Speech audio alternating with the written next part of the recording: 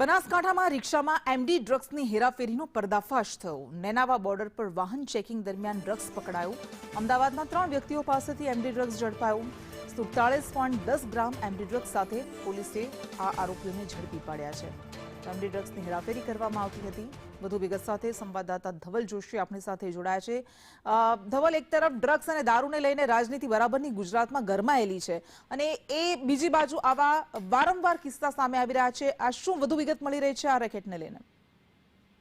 કૃષ્ણા, ચોક્કસથી બનાસકાંઠા જિલ્લો એ રાજસ્થાનની સરહદને અડીને આવેલો જિલ્લો છે ને આ જિલ્લાની બોર્ડરો પરથી અનેક વખત ડ્રગ્સ સહિત દારૂ ઝડપાવાના કિસ્સા છે તે સામે આવતા હોય છે। ત્યારે ધાનેરા પોલીસે નેનાવા બોર્ડર પરથી રિક્ષામાં એમડી ડ્રગ્સની હેરાફેરી છે તે ઝડપી પાડી છે। નેનાવા બોર્ડર પર ધાનેરા પોલીસ છે તે વાહન ચેકિંગ કરી રહી હતી ને તે દરમિયાન રિક્ષામાંથી એમડી ડ્રગ્સ સાથે 3 શખ્સો છે તે ઝડપાઈ ચૂક્યા છે।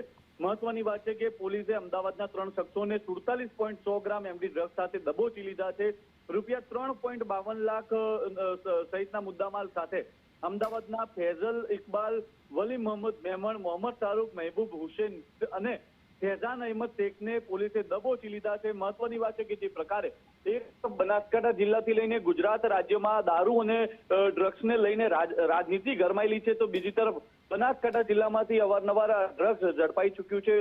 વધુ એક વખત ધાનેરા પોલીસે ની સતર્કતાને કારણે નેનાવા બોર્ડર પરથી ગુજરાતમાં પ્રવેશતું ડ્રગ્સ ઝડપાઈ ચૂક્યું છે। કૃષ્ણા જી બિલકુલ, આભાર આપનો।